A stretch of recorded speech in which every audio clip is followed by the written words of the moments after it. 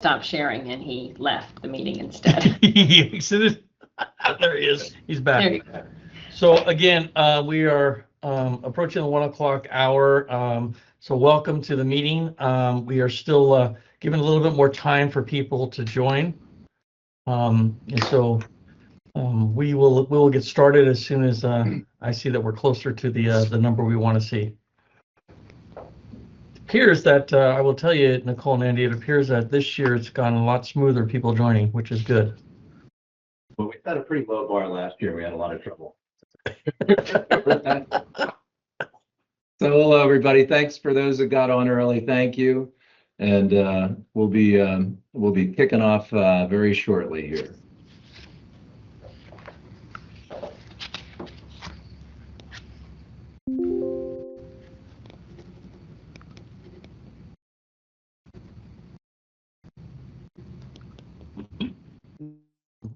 I see it.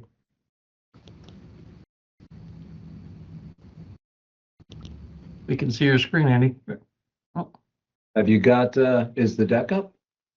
No, it was up. Now we can see your file folder, your shareholder call folder is up. Okay, so let me put it over there. Is that better? Yeah, now the deck's up. The deck is up. Okay.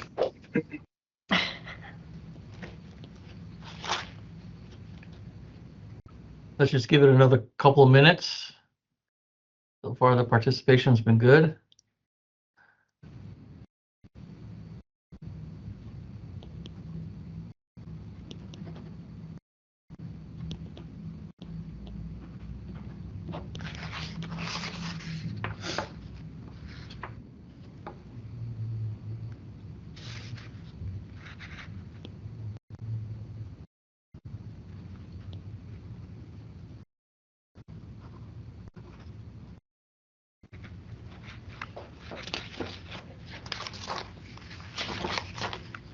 Getting it to come over to the right window here. Did you guys see it? Yep. Now we can see Yeah. it. All right. Well, I won't be looking at my camera because I can't get it to go onto the right screen.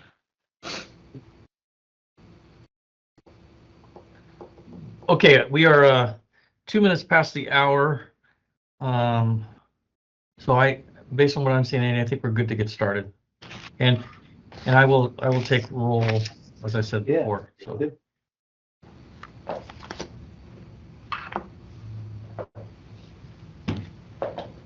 Yeah.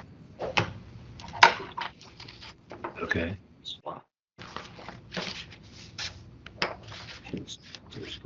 Oh, that should have swapped it. No, I wanted it over here. I wanted it over here, yeah. What's that? Just to.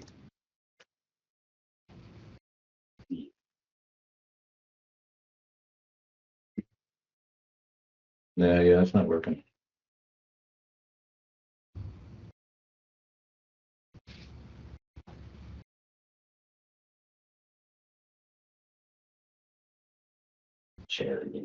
Yeah, I'm trying to get it over here. Lamartine's coming to you right now. Okay.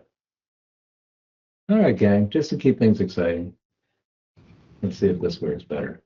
It might be easier to just pick your camera up and attach it to the other monitor. That might be. Let's see if this is the right version now.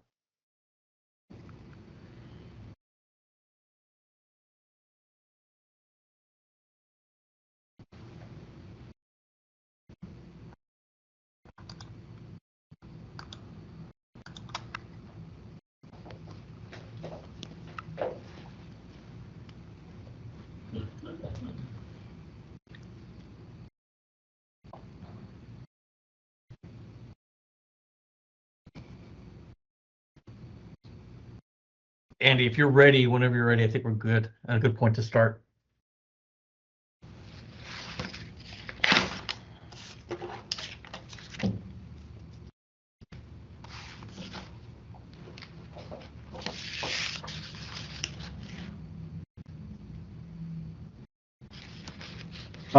How does that look? Looks great. Perfect. Okay, there. All right, everybody. Sorry for the delay. This is what happens when you put the screen share in the hands of the CEO. I'm really, really excited about this call. This is, I think, one of our most important calls of the year. We got some great feedback last time. We made some enhancements. So really appreciate everybody joining us. So we'll jump right into it.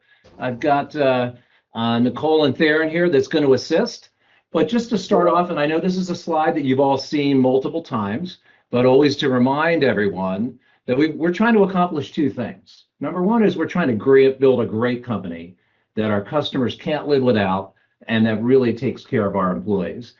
And then we're also trying to build value for our shareholders. So coincidentally, everybody on this call is also a shareholder, the point of that. So I don't know, Nicole, would you mind just running through the drivers for us here a bit?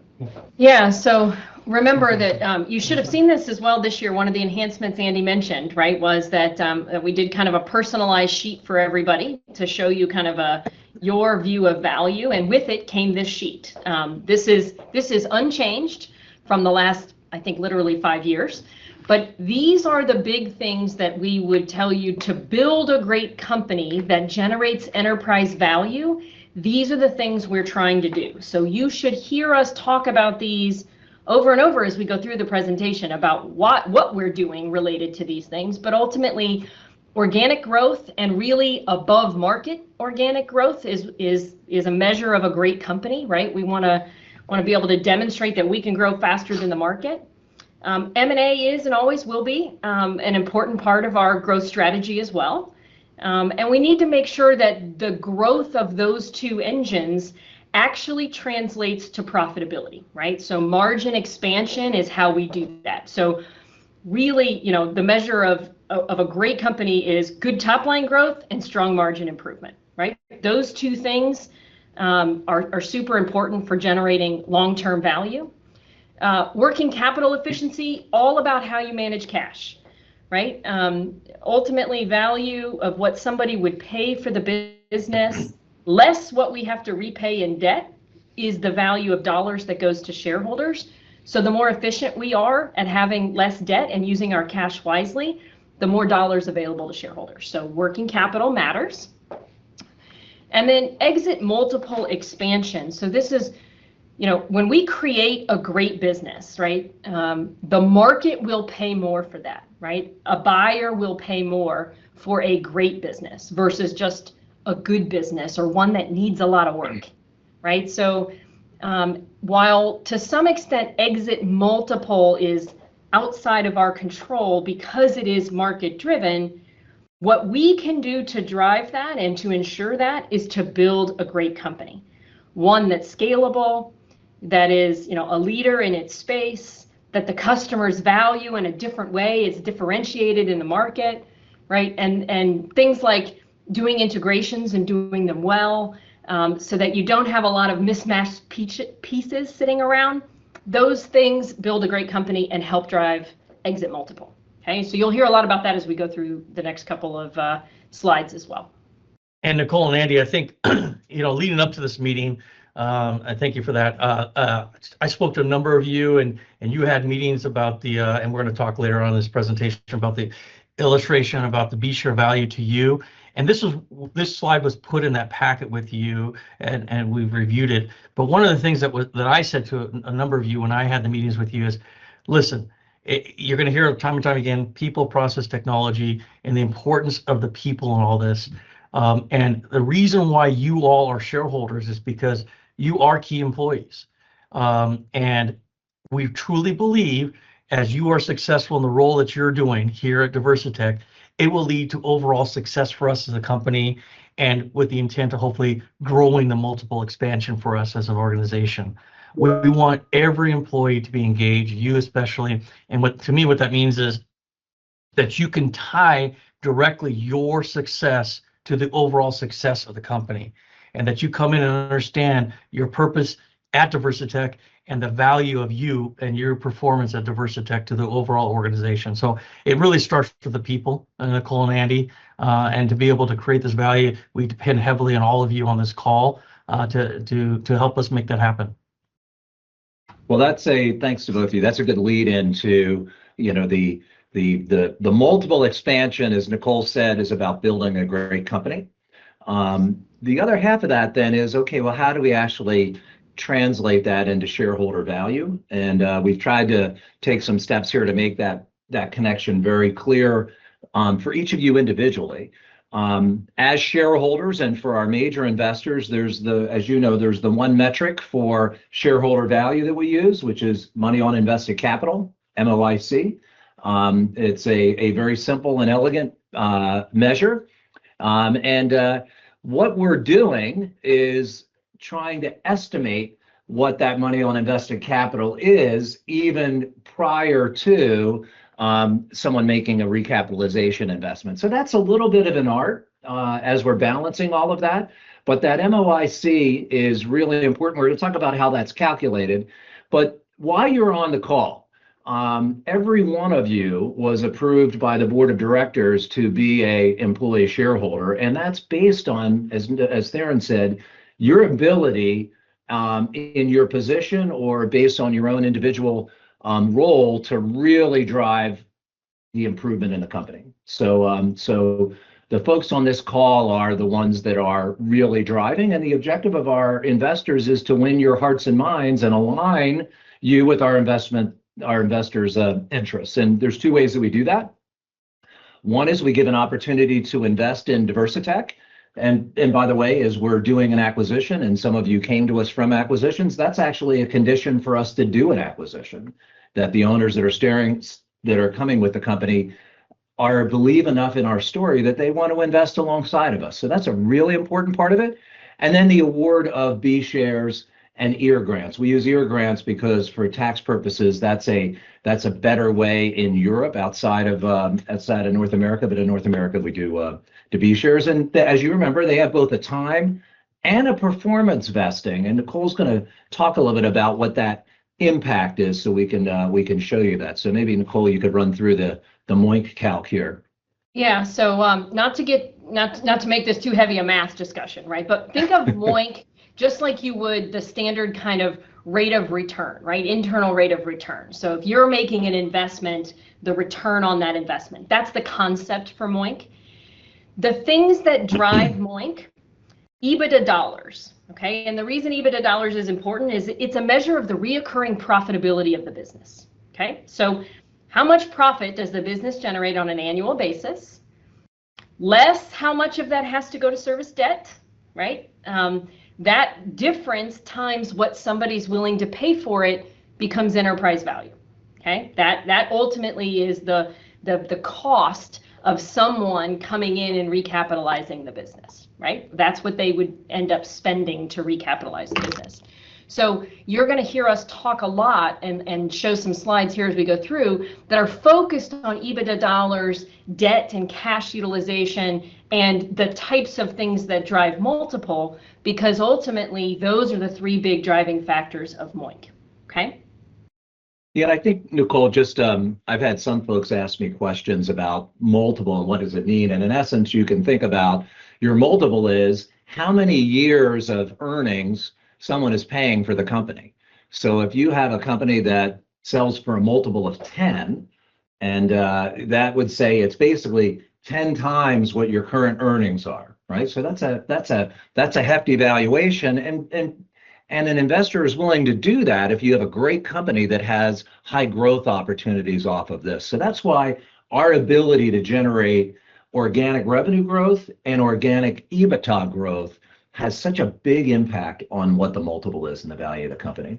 So if you kind of look at that relationship, maybe Nicole, hopefully this looks a little blurry on my screen, but hopefully everybody can see this. Why don't you talk through this one, Nicole? Yeah, so in the top left-hand corner, you can kind of, what we're trying to give you a sense of is where are we at in MOIC at different levels of growth and at different multiples. So the EV or enterprise value and EBITDA multiple is across the top, right? So these are the ranges of possibility. And remember, building a great company drives that. And to some extent, the market does, right? So we're giving you ranges, right? So we've got the entry value is kind of the multiple that PG recapitalized the business at in 2021. And we're giving you ranges that would be to the downside of that and to the upside of that, okay? And then down the So left, not a coincidence. The intersection of the entry EBITDA and the entry multiple is one, right? Yep. Yep. And then down below on the left-hand side, this is how much EBITDA growth we generate, right? And different ranges of possibilities of growth. And again, then you can kind of see what that delivers in terms of multiple.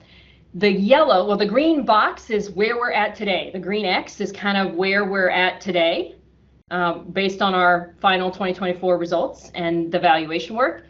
And if you look, the important part here to focus on, I feel like, is the yellow, right? The yellow is intended to be, we're at an inflection point in our MOIC, right? So as you all know, the ranges of MOIC we want to kind of focus on in terms of our target, like what's our target MOIC that we want to deliver? Obviously, the more the better, that'd be great. But we should focus practically in the way our 5-year plan is built. All of those things are really about looking at the 2 to 3 times MOIC range, okay? Think of that range as a target range. And the yellow is kind of telling you where we would have to be at these different scenarios to get into that range. And if you remember, the B shares, as Andy mentioned earlier, the B shares have 2 components. There's a time component and there's a performance component. The reason a 2 times is important is because the performance shares don't begin vesting until we've hit that 2 times. Okay, and they vest at different increments all the way up to 3. So hitting those numbers also means more value to those, to those shares once you've reached those inflection points. Okay, so we're close to that point where we're almost at that 2 times right now valuation range, and so anything we do over that is really, we're getting into our ultimate target range from kind of 25 forward. One other point, Nicole, and I think this is a blurry slide. We'll see if the next one's any better. But if you look at the management case that we had with partners when they invested in the company, we had a projection of generating EBITDA growth, not revenue growth, EBITDA growth of double digit, 12.5, and we've actually delivered about half of that.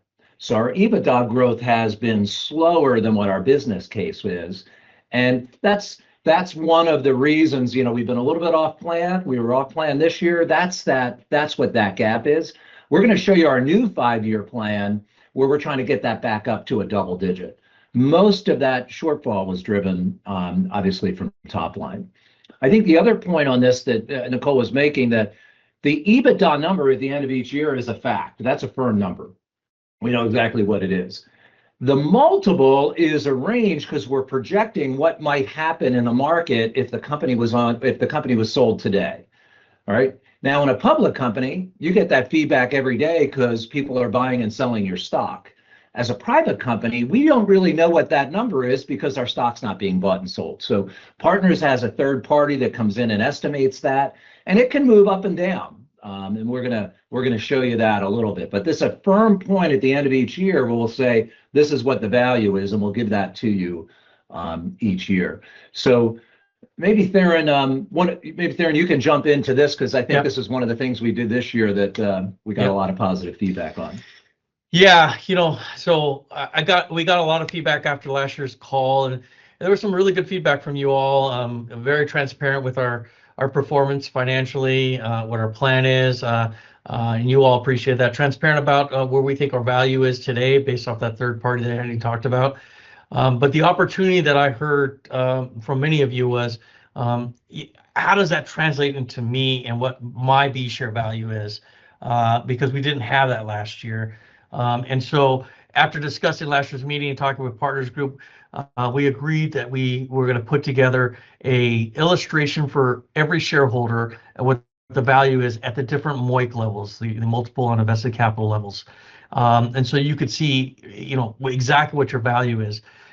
So most of you have either met with me or somebody else and now have that illustration in your hands. If you don't and you haven't had that meeting yet, it's going to happen. And I hope it would happen over the next week. You will get that in your hands so you can have that. And we plan to continue this as we go. So next year we'll do the same thing. And the idea is so you can see what the value is and what your work is doing for the MOIC. What you see in front of you on this slide is an illustration for an individual that invested 100,000, and it shows two different scenarios and received 64 units.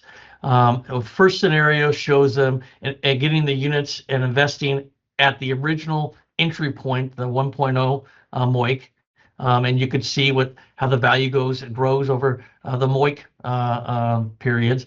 And we put a range in there, and on your sheet you have that as well. Right now, the ranges we're at about a 2, 1.9 around there, but you could see the range is between a 1.75. And if we hit our plan this year, we believe that the value of the company is going to grow somewhere between the 2 and 2.25. And you could see how that impacts this individual, this scenario for their investment in their B share. And then we always project out 5 years, and you'll see down at the bottom our 5-year range. If we and that is to suggest if we hit our 5-year plan that you're going to see later on in this presentation, the MOIC will grow, and it'll grow to the 3.25, 3.5, 3.75 range, and you can see the significant value there. And as I said to you, those that I had the meetings with, it really the growth of the MOIC are a number of factors, but for you as a shareholder, it's about you and being successful in your role to help us drive the MOIC growth. And so we're going to continue to give this to you year over year so you can have this and be able to refer to it. And I think one thing to add here, Theron, is the reason why you have a range in 2025. Those three numbers we're all assuming we hit plan. The variation is what's the multiple, right? This year we had a nice run up of the multiple, and we can talk. Nicole's going to talk a little bit about why. But if the multiple moved backwards next year, the MOIC could actually go down next year, even if we hit our plan.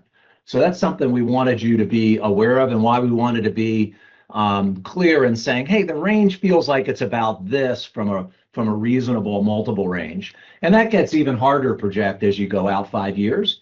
But we're always looking at it based on what was the multiple that partners came into that you saw with that earlier chart. So that's the reason why we're now showing you a range, just to make sure that everybody has, realistic expectations, but also realistic aspirations. So if we go to the next page, maybe we can take a look back, Nicole, and just say we're 3 years into our DT 3.0. What does it look like? Exactly. So these are the 2022, 3, and 4 actuals. This is revenue growth. And as you can see in the top left, over that 3-year period, we had what I would say is reasonable and maybe even a little above market average price growth of 5% over that time frame, right? Unfortunately, the market itself, we had some pull ahead activities. If you remember 21 and 22 kind of coming out of COVID, there's some kind of pull ahead volume that maybe was pull ahead from 23 and 24. So unfortunately, the market volume's been down about 2% over that period. We did also have some destocking, right? Some of those orders were probably orders that if they were able to get their hands on inventory, wholesalers wouldn't have placed. So we had some channel destocking about 2%, and we had share gain. We estimate share gain loss of about 1%. So what that all means is on a revenue growth basis for 3 years, we've been relatively flat, right? Relatively flat. And on the right-hand side, if you compare that to the yellow box at the bottom, right, DT 2.0, which was the previous kind of 4-year period, we were growing on the top line almost 12%, right? So we've done a little bit better and done more acquisitions in the most recent 3-year period than previously, but our organic growth has absolutely suffered, right? Some of that, we've had our own scalability challenges. We had operational challenges as a result of that, right? We weren't necessarily doing ourselves any favors to be able to be on offense.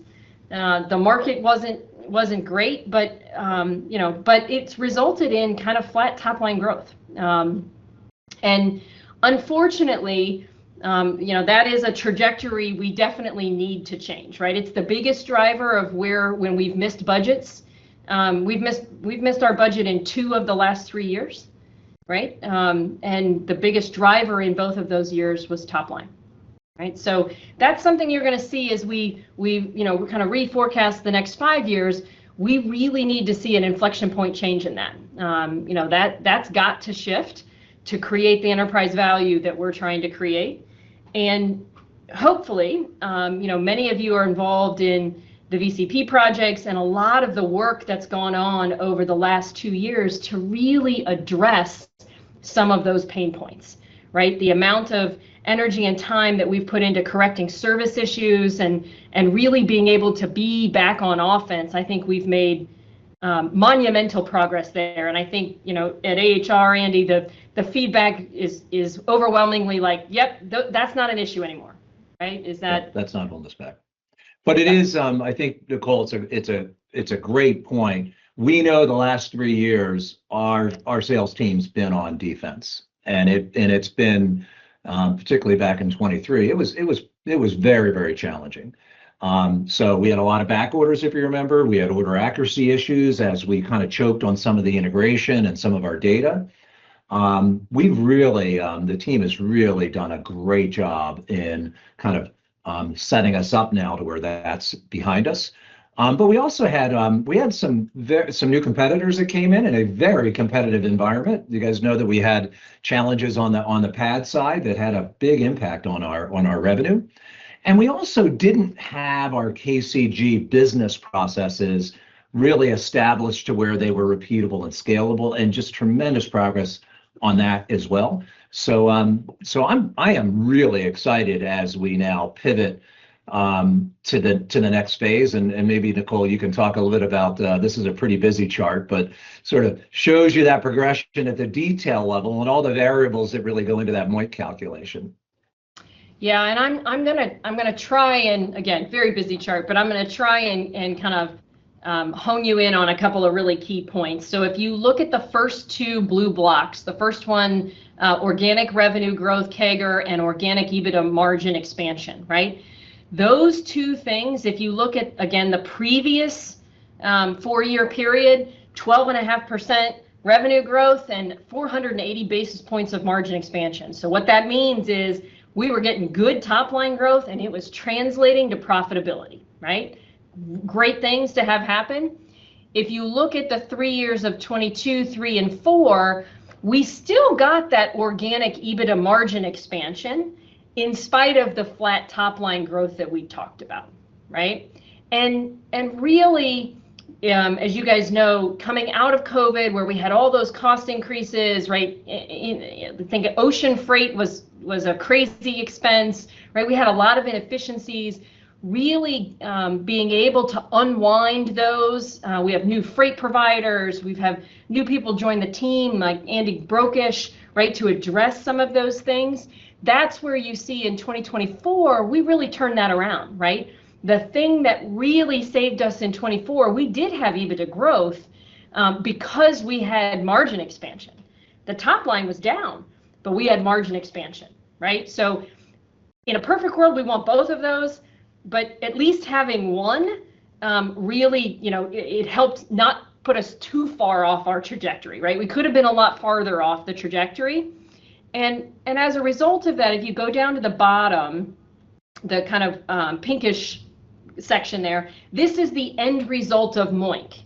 So, if we started in 22 at a 1, the current mark or current MOIC is about 1.9. So our EBITDA margin expansion has a little bit to do with that because we have had that over that period. But a big driver of that change in MOIC has been the market. So think about public company valuations. There you go. So when you think about how do we gauge market, we look at other public companies in our space. Things like Lennox, Trane, Ferguson, Watsco, CSW, right? Those are comparable companies, and we look at what their publicly traded stock is trading at. And then there's some discounting from that when you're private, but that's the baseline. And those companies and their stocks have performed very well. And so the multiple that we estimate also sees the benefit of that, okay? So maybe turning a little bit to the 2025 column, right? So 2025, 2026, and 2029, what are we trying to do in the future, right? So this year, we're talking about 6% growth, 6% top line growth, 5.8%. We'll talk a little bit about how that breaks out. And then we're looking at, the outer years being even a little higher than that. Okay. Most of our EBITDA margin expansion actually comes from, the 26 through 29 years. We saw a lot of that last year. Greg Lambert and team are working on a lot of great projects. Alan, right, to help make sure we have plenty of that in the tank for future years. But there is some margin expansion we'll talk about. And as a result of that, there's some other things. Well, there's some other things in there around net working capital, like the bottom section we talked about, using our cash wisely, improving working capital. So think about all the investments we've made over the last couple of years around inventory. We have a whole demand planning team we've never had before, right? We have P4, and our ability to be more precise and deliver the fill rates we want without carrying excess inventory get better and better every year. So improvements in things like that will help us generate more cash, and that helps drive the MOICs as well. Okay. Nicole, I'm introducing. Did we lose the presentation? There we go. Oh, there it is. Can you guys see it? Okay. Oh, and it's clearer too now, so that's good. Whatever happened. You'll notice a term here. You hear DT 3.0. DT 3.0 has been our rolling 5-year plan since Partners Investment. We're launching DT 3.1 this year, similar to Buford 3.1, which many of you remember was a turbocharge that we did with Buford. We put a lot of effort in the last really 2-3 months on what does a new 5-year plan look like, and what does that look like now that we can go back to offense and we've got real clarity with our VCP. So I'm calling that 3.1 to show kind of the inflection point that we're planning for this year going forward, kind of coming off of kind of a very turbulent period to now going forward and being on offense. And Nicole, that gets us to the kind of MOICs that we all know that we want to see. So just to keep things framed, this indicates that our multiple was in a 10% improvement over the entry multiple. And here the theme is a 0% would be we went back to what our entry multiple was. And that's possible. If the market moves down, that's possible. But there's also a lot of tailwinds in the market where we could be up another 15. And that's the reason for this range. And we just held this range over that 5-year period. So a lot of thought has gone into this, but probably more thought into what's the work plan now to drive us to basically doubling the company over the next 5 years. So I don't know, Nicole, if you want to add some color on the model here. You and your team did a lot of work on this. Yeah, so remember, every year we do a 5-year planning cycle every year. Kicks off in kind of July, and we work through that. So this is something we do on an annual basis. The 5-year plan at this point is not dramatically different in concept. There's no underlying concept differences, but ultimately we're going from just over $1 billion of revenue that we expect to be in 2025 to an almost $2 billion company. Okay, in 5 years. So we're talking about $1 billion of top line growth. About half of that will come from acquisitions, and about half of it will come organically. Okay, and that's an organic growth rate on the top line of 8.3%. So it is still a bigger number than we've been doing in the most recent years. It's less than what we did in the previous 4 years, right? So it's kind of an in between there, and it is grounded in what we think the market can do, right? I mean, it's not just what have we done in the past. We are looking at what do we think the market, is capable of. And we'll show you on another slide, but about 91 million or so of this comes from Europe in organic, and about 368 million of the $1 billion organic comes from North America. Okay, so we'll see some more splits of that later on, but ultimately this revenue projection would get us back to what we believe is growth that's slightly above market, right? We don't just want to grow on the top line. Growing faster than the market has huge value, right? So we talk a lot about share gain, but that's effectively what share gain is, right? Share gain is growing faster than the market. So those themes that you've heard over the past few years, those themes are all the same. It's just our ability to execute on those themes that really, we absolutely need to be able to deliver on. And you see, it's pretty balanced. About half of our growth is going to come organically, and half of our growth is going to come from M&A. It most likely, particularly on the M&A, is not going to be a steady, 92 or 90 million a year. There might be some years where it's lower, some years that are higher based on where are there companies that we think make sense, but it's going to average out about that. So we earn the right to do M&A by generating organic growth. So you'll notice that it's somewhat matched because of that. And how do we do this? How do we pull off DT 3.1? Well, that's our value creation plan, which we've talked about, and hopefully you're seeing a kind of a consistency of as that comes together.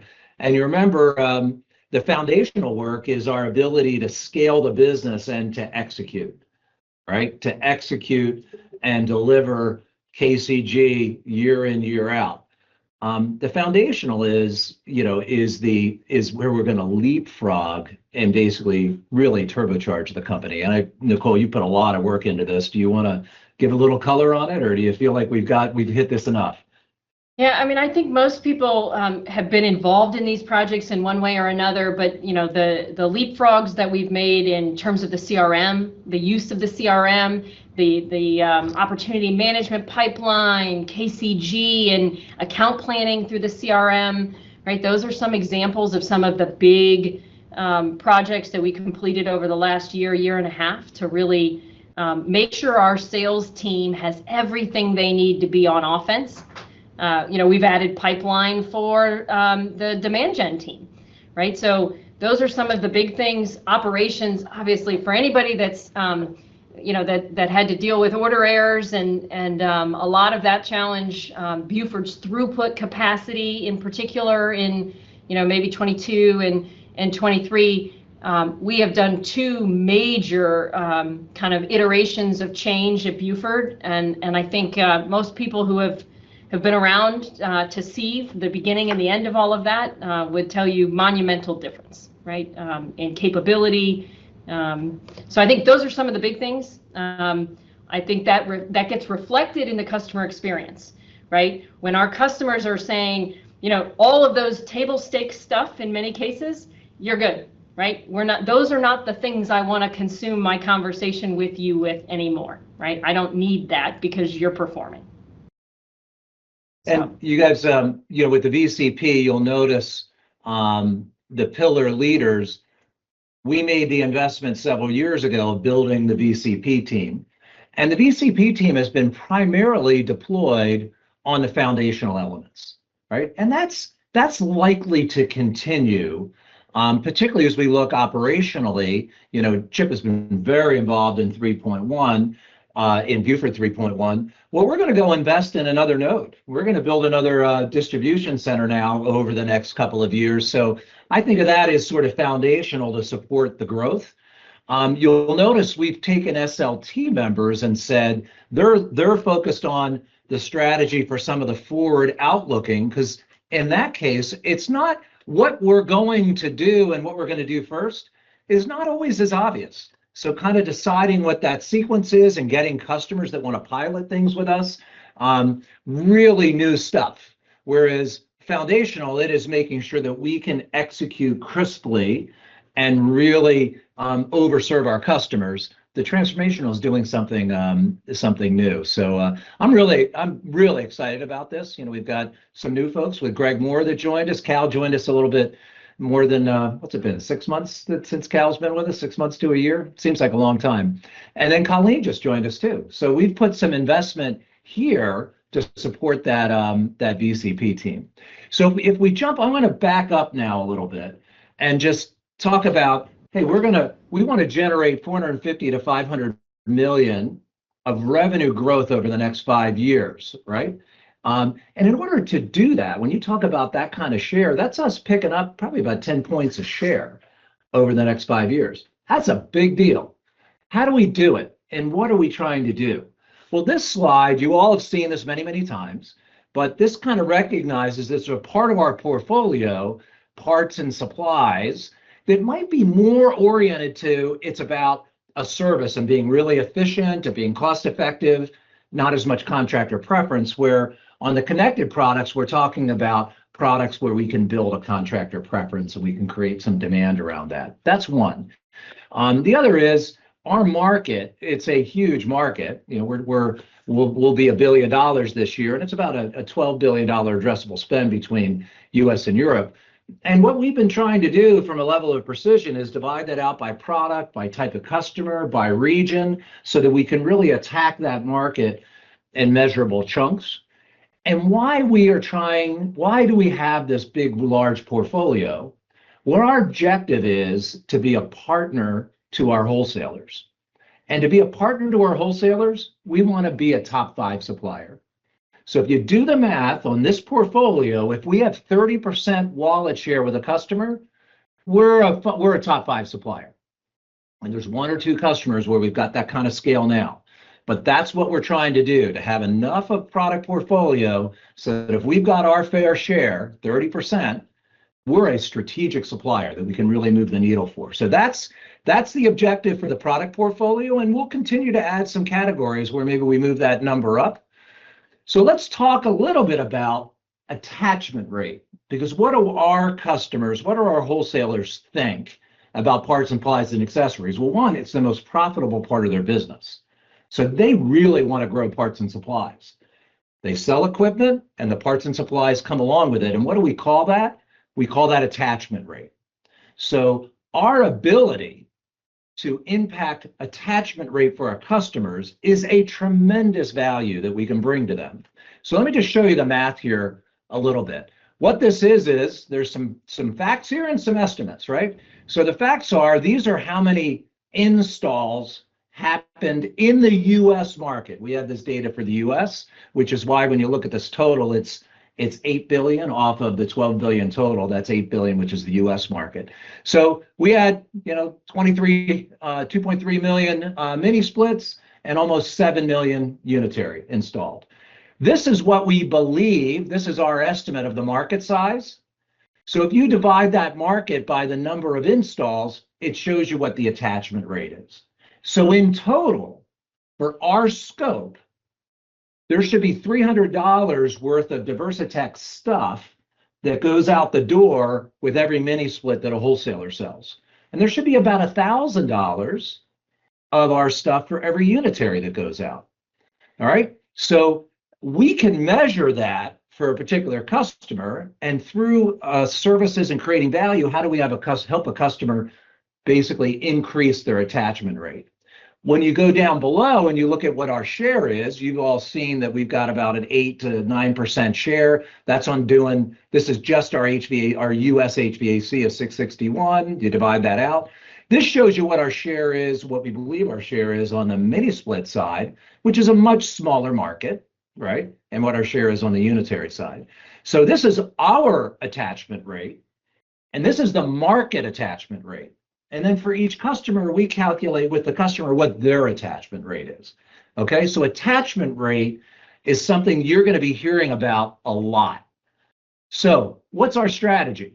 We want to leverage this great portfolio that we have, and we want to leverage our scale with a customer to basically simplify things for our wholesalers and our products. That's a drive attachment rate and help them drive margin. We do those two things. We're more than a supplier, we're a partner. And that's one of the transformational things that we're trying to do. So what's our hypothesis through all this? One, if we are a trusted and reliable supplier, that's the starting point. If we're not a trusted and reliable supplier, we don't get the opportunity to talk about this. That's why we put so much energy into the customer experience and our order accuracy and our SIOP. Critically important. That's table stakes, right? But if we are that, right, we believe that if we can build a portfolio of services that complement that great product portfolio, and we apply that to select channel partners that see value in that, we're going to get that. We're going to get wallet share expansion of that. Because it's going to reduce churn and it's going to increase our conversion rate. All right. So that's the hypothesis. that we're working on and we're investing into, right? And we're going to try to build this around two product families. One we call supply chain services. And what are we trying to do with supply chain services? We're trying to drive profitability for our wholesalers by driving efficiencies. And we're going to talk about product services. What are we trying to do with product services? We're trying to drive attachment rate. All right, so that's one element of our transformation of VCP that we're trying to do. All right, so just to show you, you're going to hear a lot more about this, and most of you on this call have already seen this. This is very early stages as we're building, but we think of supply chain services as a portfolio of 4 types of services that we want to build out. Everywhere from helping our suppliers do procurement, how we help them source, how we help them optimize the inventory of our stuff, and how we help them optimize their network. There's tremendous savings for our customers in us doing that. The next category is product services. Again, attachment rate improvement. These are things that we're actually already doing. It's just how do we formalize that and get scale and also kind of get credit for it so that it drives attachment rate. But you'll notice here, category management, as we get good at better and better at category management and product line management, we need to be better than our customers at it. We can help them with that. Same thing with merchandising and marketing support of our stuff. Contractor engagement, that's demand generation, right? And then how do we differentiate our partners in the market? So this contractor engagement and support, that's a whole category, of demand generation, right? So in addition to that, we talk about connected products. And we've talked about connected products really since the Pro One joined our family around a fairly narrow product set. But the reality is product innovation, of which we're going to call connected products, applies across all of our product families. So developing products and having an innovation machine for products that we can build some contractor preference. Because if we have that, that builds channel power.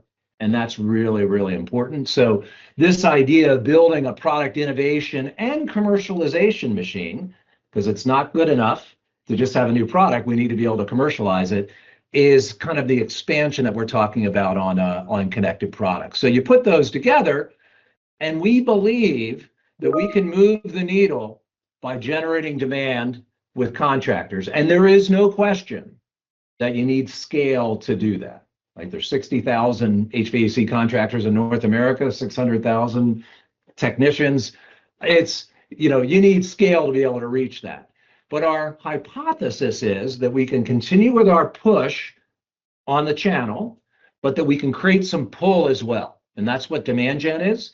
And we believe we can do that by investing in some very specific initiatives that will be measurable and that we can build on over the next couple of years. And these are those 5 initiatives that you're going to be hearing about. You notice we've got, Andrea, Alston, and a cast of many others are starting to build this out when we look at contractor demand. We're going to start pivoting to that as we move into this year and investing more and more in this area. So again, an advantage of scale. So if you flip and say, all right, those were all, supply chain services, product services, demand gen, those are all ways to grow our North American HVAC business. And this kind of shows you why that's so important. So I don't know, Nicole, if you want to walk through the math here a little bit for us, so the logic. Yeah, so on the right-hand side, if you look at over the 5-year period, the organic growth of the entire business, about 460 million, okay? About 332 of that comes from North American HVAC. And if you look, for the first time, we've always kind of separated adjacent markets, things like generator, pool, right, some of those other markets. But if you look at North American HVAC, one of the things we tried to illustrate here as well is that our wholesalers business is changing as well, right? Our customers' business is changing, where today a lot of their sales still go through their brick and mortar stores. Their expectation is a lot more stuff will go through their digital channels, right? Their websites, click and collect and things like that. And so we tried to show that. How much of that incremental sales we need over the next 5 years probably runs through the brick and mortar versus what will end up being done through some sort of digital channel that the customer owns, right? It's the customer's digital channel. And that's important because you'll see in some of our projects that we're looking at, things around, data becomes more important, right? A digital experience of your products becomes more important if that's the forum through which a lot of these contractors are ultimately going to be buying. So, our ability to do things like offer endless aisle and, the ability to display products we have in our warehouse on customers' websites, even though they may not have them in stock, and we can drop ship on their behalf. So there's a lot of capabilities that we are working on building that would allow us to potentially be a partner of choice as that revenue shifts to being more online, right? And more digital. We've talked about digital transformation. If you remember in DT 2.0, that was a big part of the investment we made when we made investments in MDM and our digital backbone with Oro. Now we want to think about digital as being a component of everything that we do. So in every one of those supply chain and product services, there's a digital enablement component. Nicole mentioned in supply chain services, endless aisle. Okay, that fits in there. But there's also a digital on merchandising, whether it's online. So each one of those services is going to have a digital component. And again, we're going to play across all three of these, whether it's traditional brick and mortar, whether it's our wholesalers online, or alternative channels, whether it's facility maintenance or other marketplace sites. So really important. So thanks for that, Nicole. That's helpful. The backbone of this, that foundational commercial execution, is critically important. As you know, we've broken that up into 4 major elements, and each of those elements has 4 business processes. So this is something that is going to be forever as we look at getting better and better at being able to execute these business processes. But you're going to hear us talk a lot about which of these business processes we're focused on now. This is something that Jane and Dave and Cal and a whole bunch of others are, and Lewis are working on. And if you happen to walk by Anthony's office, you can see it all plastered and posted on his wall. But I think the key thing is this is, our regional sales managers and our product line managers are on the front line of driving these processes, but the entire company is involved in commercial execution.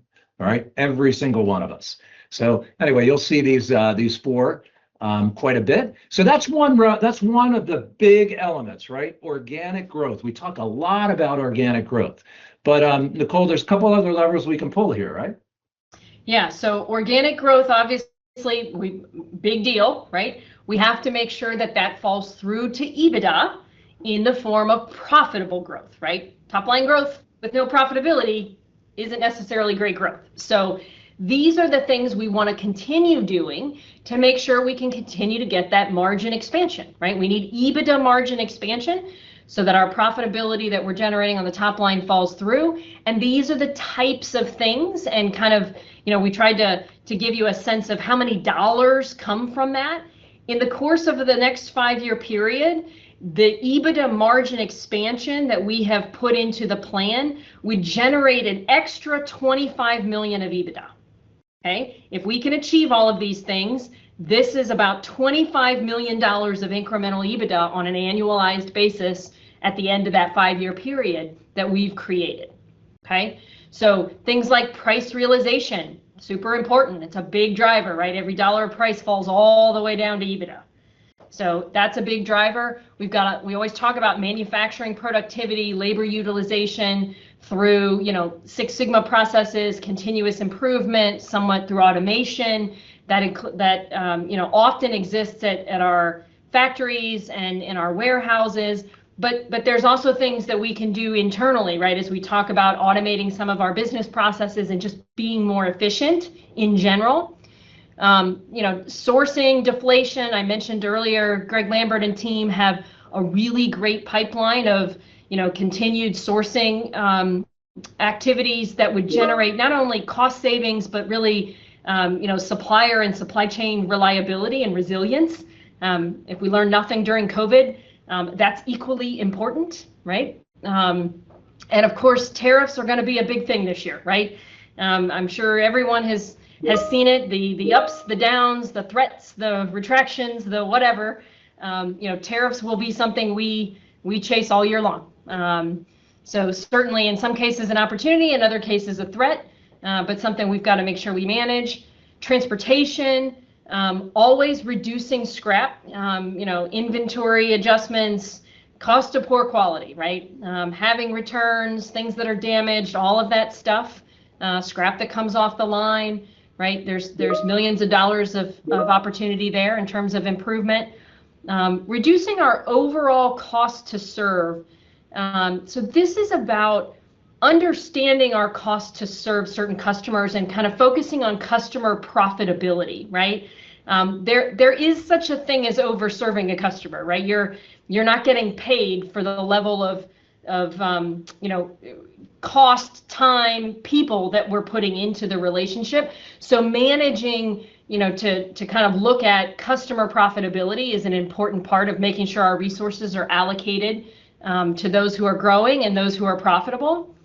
And SG&A leverage is all about ultimately making sure that our revenue can scale faster than our SG&A, right?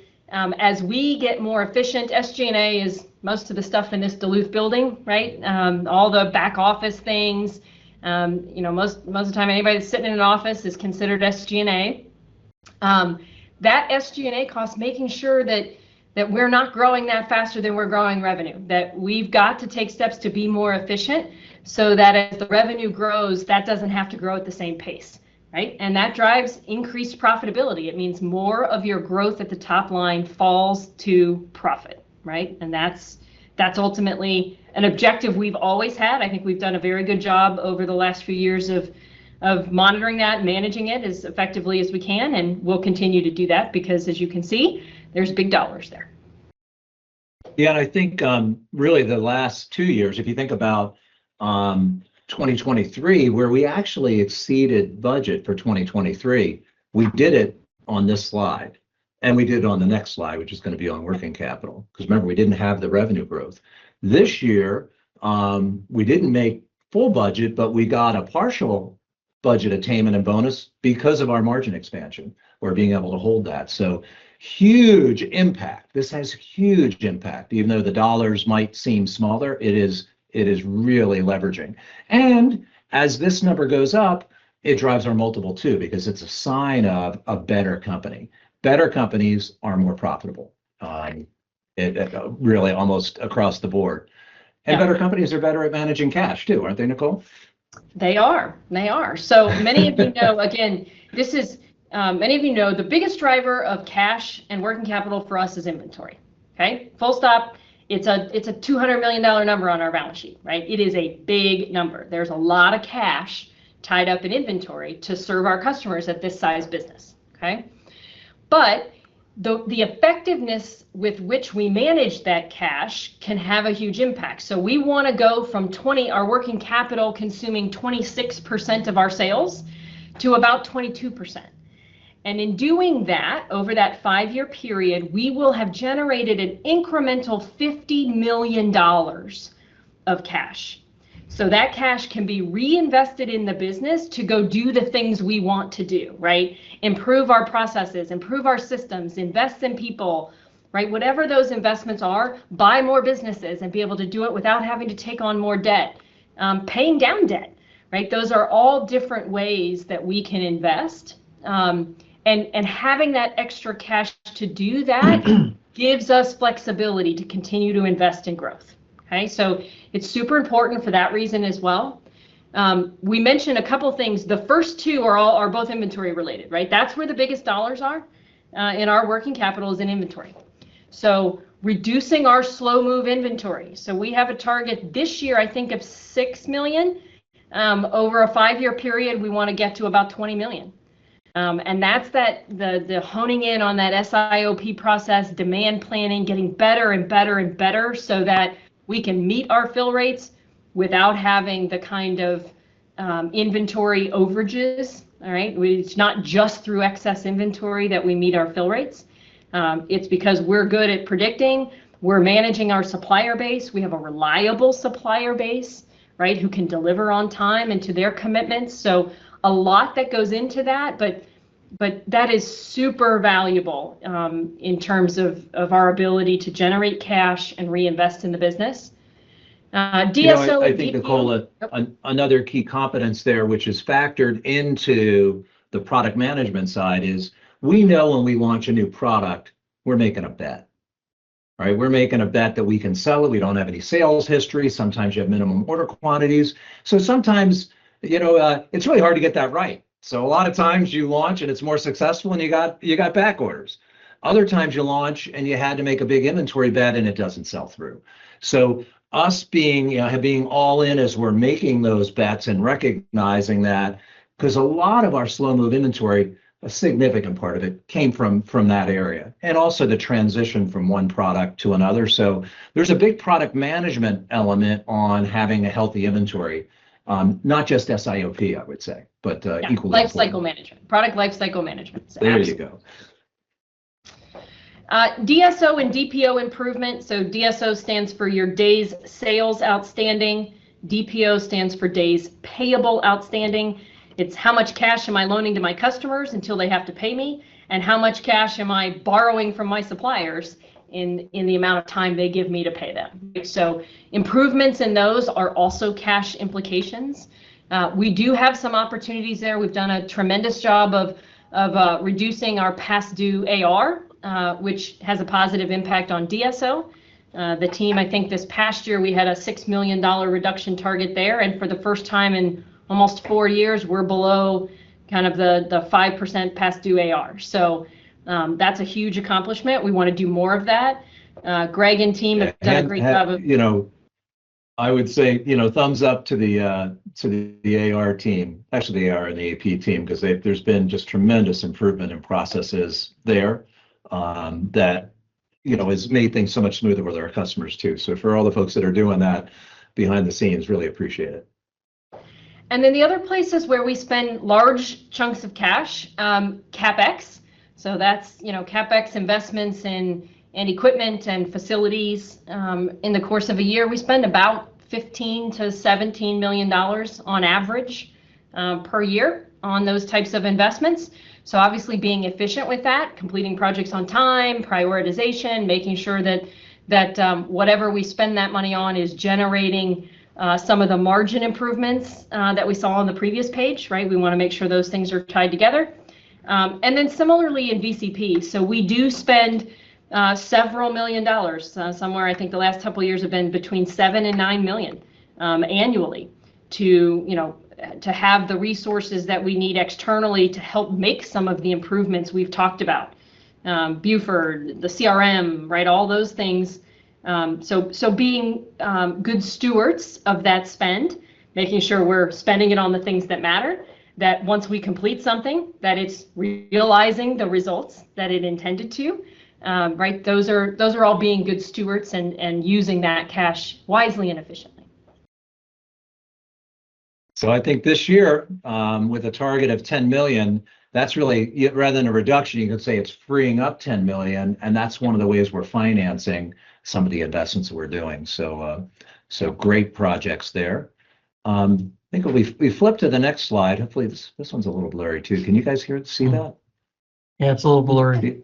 It is a little blurry. Okay, but this is an important one. Hopefully you can see it enough. We have updated our 5-year forecast, as Nicole said, every year. And as we do that, we also then project what does that mean for our MOIC projection. So you can go back to 2022, which was basically our management case when partners made their investment in us. And you notice in 2026, the target was 2.75. So many of you that were here at that point, we issued B shares and said, hey, it's worth this much at 2.75 because that was 5 years out. That's where that came from. The next year, and we had a miss in 2022, so we really didn't have in 2022 any growth in the value of the company. You'd see it's still 2022, and the 23 projection was it's still at 1. But we had a bit of a catch up that we planned, and we tried to get back to 2.75 by 2026 still. Last year on this call, we talked about kind of an acceleration or actually a deceleration in the market. So we smoothed and took down some of our growth assumptions, which pushed out the MOIC out a little bit. So if you remember from last year, we actually beat our plan with margin expansion. So we actually generated more MOIC growth than we had expected. We had thought it would be 1.35, turned out to 1.4. If you look at that 23 actual and the 24 forecast. And you look this year, or last year, the budget, we thought it would be about 1.68. We missed budget, but the MOIC is higher. And that's what Nicole was talking about, that actually the market moved, so that increased our valuation based on the market. So that's the benefit of that. Going forward, what we've added to this, because of that market uncertainty, we've added a range of what we think that MOIC would be. All right, so you'll see kind of where we fall in that range next year. At the end of the year, you snap a line and you say, this is what we think the value is. But on a projection, we're always going to be showing you what a range is. So this is how that plays out. And you'll notice for this year, the 1.75, that's an assumption. If we were on the lower end of the range, it would mean that multiple expansion that we enjoyed last year kind of goes back to what the original was. There's a chance that could happen. We hit budget, but the multiple goes down because of the market. We're at 1.75. So we could move backwards this year. The 2.25 assumes that we hit our plan and we get some additional multiple expansion because of improvements we made in the company. That's a pretty wide range. So if you split the difference, we're hoping that we can bring in around at a 2.0 in that range or anything better, which is, as Nicole had said, starts to get us to the point where we're starting to invest in performance shares. So this is a really, really pivotal year. But so hopefully that's helpful as you guys, everybody can see kind of how we progress. Nicole talked a little bit about VCP. If you think about the true north of what we're trying to get done with VCP, number one, a differentiated customer experience. And that's when we use the term simplify your work, we're a partner. We use the term wow factor. That's actually something that comes from our UK team, where we're so easy to work with, the customer just says wow. But you can see behind that, there's a lot of blocking and tackling that makes the difference. And we listed these 8 things here within red, one that we don't tend to measure as much, but it's the ability of our regional sales managers, our RSAs, and our reps to proactively follow up with a customer. Our customer service team to proactively follow up with a customer quickly. So us orienting ourselves as a team to really support the people that are facing the customer, so that we're not just, that we're not reactive, we're proactive. And that would be fantastic. So that's a really, really important one. And we're just getting started really on this differentiated customer experience. We've kind of knocked off order accuracy is now within the range.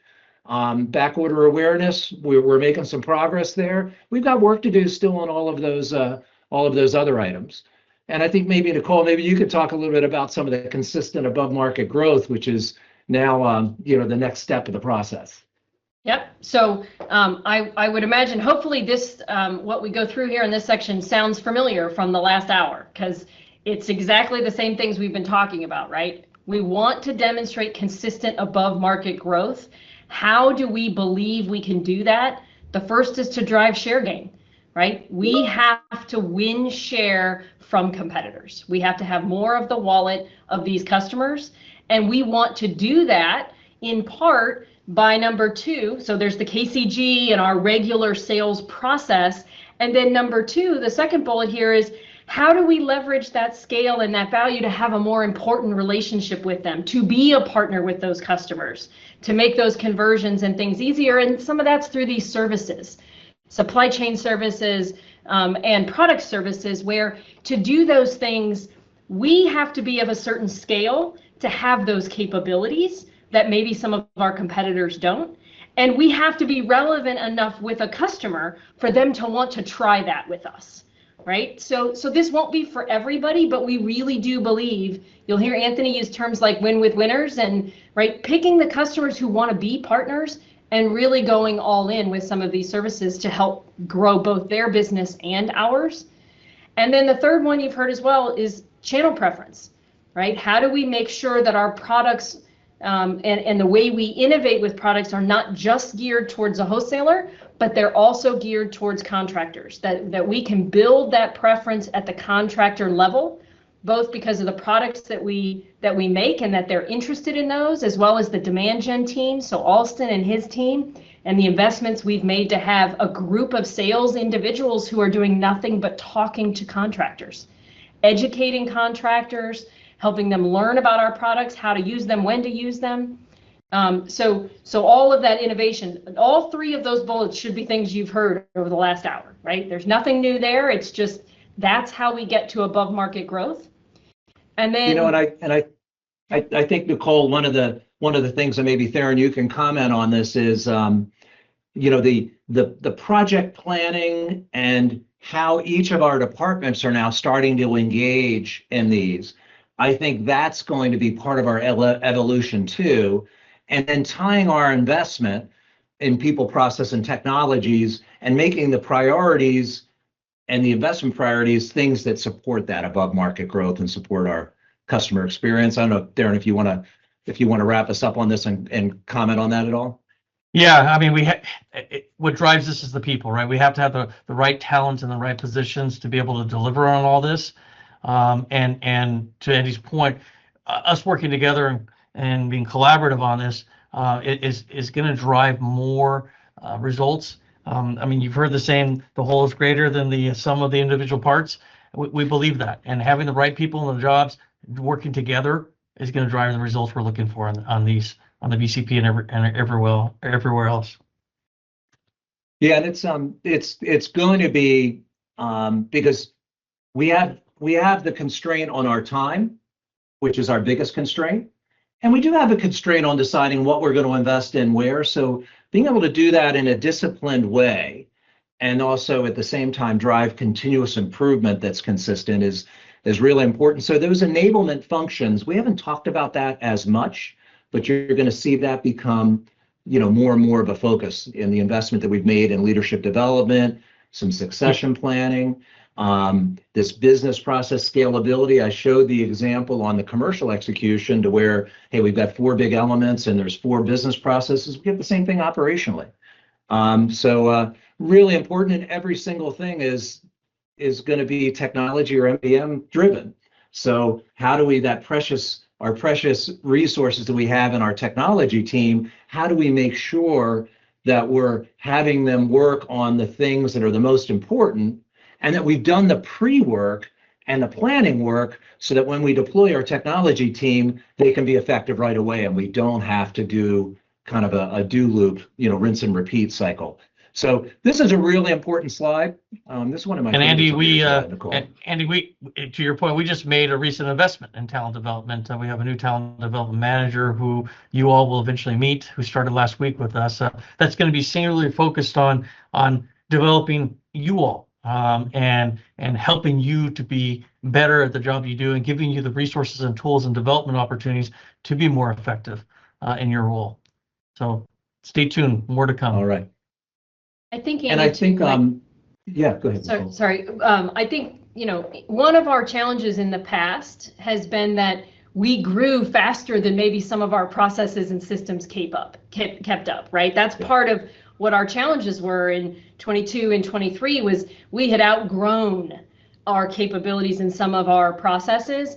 So we want to make sure there's a focused effort through VCP to make sure that doesn't happen again, right? We need to keep those two things in line. Otherwise, we could get back to some of the challenges that we've had in the past, where those table stakes kind of things start to fall down. Because we've just outgrown our processes. So we want to make sure those are scalable. You know, and one of the challenges when you'd say, hey, half of our growth is going to become organic, there's challenges just with that, with the pace of growth, and then we're going to add some acquisitions on top of that. So there will be times where some of these priorities may move because we did an acquisition and now we need to reshuffle the deck a little bit because the same resources need to help us integrate. So this is going to be a living thing, but I think you're absolutely right, Nicole. And I think it was, when we think about some of the acquisitions that we did that kind of put us over the top on some of our processes where they weren't really sustainable. So a lot of focus on what are the processes, which ones, I like to say, which ones are we going to work on and which ones are we going to work around until we get to them, so that we can start to make steady improvement in that. So everybody on this call is someone that's on the critical path, because it ends up being the folks on this call that have to race to every project. So we really empathize with you. And we're always going to be trying to, as we move and adjust, to be communicative about what the new priorities are and why. So kind of bringing this back now to 2025, because the first step in a 5-year journey is the first year. All right. So again, we talked a lot about our 5-year plan, 2024 to 2029, with that 2.3% share gain being really the key thing for us to drive. The price and the market, I feel pretty good about those numbers. That's kind of returning to more of a historical number between the combination of those two. That's why we love this industry. The share gain is what we're going to have the business process and the team, focused on to pull that off. And we're going to have that customer value creation to where we get that tailwind. So there's a lot we know that goes into that. If you look at just bridging from last year to this year's budget, you kind of take a look and you look at price and market volume last year was, when you net those two things, they were, it was negative 1.5. Whereas this year, I would say we have not budgeted a large price increase, and we probably have some upside there, even though we have some challenges initially in the first couple of months. So I put a green around that to say that's a historically low price, and we did that intentionally, concerned about tariffs and can we mitigate those, but also concerns about if we're really trying to go get share gain, let's be realistic about that. The market, I feel really solid about, and we've got a pretty hefty share gain number that we're targeting, right, at 2.4. Now our sales team, we've got the best sales team in the industry, so we're blessed with that. They had a number that was way higher than that. So Anthony and Dave and everyone kind of pulled that down a little bit to the 2.4. But when you roll that all up, it comes to 6.8. And we put another hedge on that to where our budget is actually a little bit lower than that, like more like 5.6. So you will see a budget revenue of 5.6. So that's either, hey, the market was a little bit slower, we didn't get all the share gain. But if we can hit that 6.8, we will exceed our budget, or we can choose to make additional investments. All right. But so this is a very doable plan, even though that's very ambitious. But again, I put a red around the share gain because that's what it's all going to hinge on. So when you if you pivot then and say, okay, what are our 2025 priorities? This is your 2025 to New North. No surprise. We say deliver net share gain again, right? And what are the specific things that we're doing around it? Well, we're launching our next gen plastic pad to make sure that we secure our pad share. As you know, we've been under attack, and our sales team's done an excellent job of stemming that. But we came out with our next gen pad, so now how that gets implemented, we put pads into Buford. That opens up in another 50 accounts that we can put on a truckload program. We're hoping to get, I think, what is it, Nicole, about half of that number that we're hoping to get implemented this year. But that has a huge impact on our ability to take share. The KCG business process and CRM deployment, again, great progress in 2024. We need to make the same amount of progress again in 2025 to enable our regional sales managers to manage their reps, and also with Carrie in the South Central region to manage our territory managers that she's put in place. So those tools are critically important.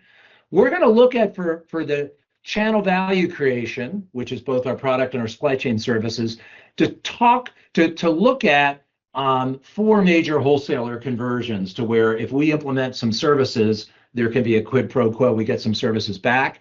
And we're going to try to do the same thing with contractors to get some use cases there of a handful of those. But we're not we're not betting really the budget on there being a huge influx from our services portfolio or demand gen. That's more of loading us up for later years. So that's all gravy. And in Europe, a huge effort right now on being able to implement a consolidated offer and take a consolidated order. We already can do that in the UK, and we've been able to do that for a long time. Trying to build that capability in Italy, France, and Germany as we speak, and some really exciting progress there.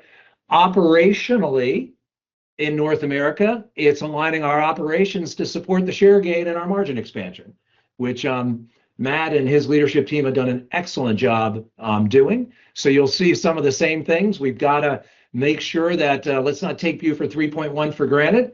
Ton of work there, making huge progress on the receiving side now, but there's still work to be done as we now ramp up to the volume level we're going to need in Buford for this season. Pad inventory health has been a challenge because of our recovery in Conyers. The team has done a great job lining up contract manufacturers to protect our inventory position, and we feel really good about that. But we still have a lot of work to do in Conyers to bring it back to the level it was before the biolab incident, and we're committed to do that. Pads to Buford we already talked about, and a huge project on order fulfillment logic. So many people on this call worked on that. Just congratulations for that implementation. And just to keep things exciting, the tariff risk management and impact mitigation, our supply chain team is working around the clock to figure that out. And as you all know, it's a very dynamic, changing situation. And we're going to be watching that really, really carefully, because it would be very easy to let our margin expansion go the other direction. And you saw how positive it is when it goes up. We got to try to hold on to that margin expansion. So this is going to be surgical, but really, really important. So Greg and his whole team and all of our buyers and our planners, really, really important. On the Europe side, operationally, we call it one of the groups that we formed in Europe is called the Europe Products Group. And that's the combination of Castell, Artiplastic, Nikons, and Rotigas, our four main product companies, and a customer care around that. How do we pull the customer service and the sales support together across those four businesses to create a pleasant customer experience, and then being able to do a consolidated shipment? So we're in the process of commissioning our new distribution center, which is going to be in Milan. That'll serve a good part of Europe this year as we then expand into other areas, but with a big focus on Italy. And underpinning both Europe and North America is cost savings programs, both to enable share gain, but also to mitigate tariffs. And that's important every year, but even more important this year. And then finally, what we're going to be doing is we're working through our foundational VCP elements, is now starting to prioritize the projects around the transformational projects to bring those to life to realize the 5-year plan. So this slide and a number of these slides, the people on this call are the ones that are both driving a lot of these projects, but also setting the tone with all of your people. So everyone in the organization rolls up to someone that's on this call. So your ability to communicate to the rest of the organization about what we're trying to do and help drive engagement across your teams is the force multiplier through all of that. So that's one of the additional reasons for the call. And Darren, why don't you bring us home with that? Because culture is everything. Culture is everything. And this has been a great meeting, Nicole and Andy, and we got great feedback last year. I'm really interested to get feedback. Feel free to send me feedback from you all, the good and the opportunities. But listen, coming out of this, very clear how we did this last year, clear about what our imperatives for this year, and what our 5-year plan is, and what we can do to drive value, to increase that MOIC for our shareholders, for all of us on this call, and our investors. And it really is about the people. And that's why we're ending with this. A winning culture, the header drives results. The culture is the personality of the company. And our personality is really defined by us living the values. every day we live these values, these first values, we are creating the culture here. And we believe in this first culture of focusing on our customer experience and listening to our customers and then delivering our promises to them. And integrity, doing what we say we're going to do and always striving to do the right thing. And we got to have the results behind all of that for our customers. And we got to focus on our employees that they come to work and go home the same way that they came to work. And ultimately, like I said about the teamwork and collaboration, when we interact amongst ourselves, we create something far greater than if we were to do it on an individual part. So I'm excited about this, and I think we are on the right track, and just know just how important every one of you are, and the investments we're going to continue to make in each one of you, so that you can be successful and be fully engaged in what we're trying to accomplish here at Diversitech. Whoever Hey, made the thanks comment for that. about we need a new picture, I agree. That was my time for a new That is picture. an older picture.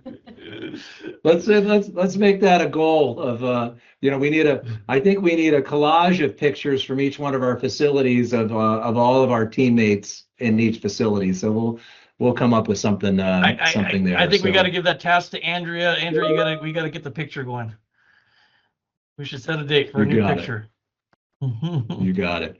So last year one of the feedbacks we had was, hey, the call felt rushed, and we really didn't have enough time. And we had a big study about that. And we recognized there's two ways to address that: make the presentation shorter or make the call longer. So you guys decide which one that was. Actually made the call longer because there's so much that we wanted to talk about, and we only do this once a year. So we decided to make it 90 minutes because we're hopefully you guys can tell we're everybody on how excited we are about the path in front of us. And we'll talk more about these in our QBRs, but this is a lot more detail, obviously, than we get into in a QBR. And I'd like everyone to call. You are owners in Diversitech. Please consider this privileged information.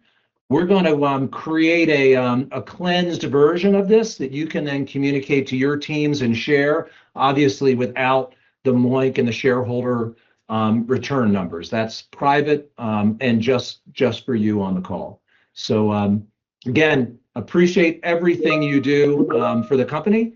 Really, really do, and look forward to working with you as we have a terrific 2025. Thank you, everybody. Thanks, everybody.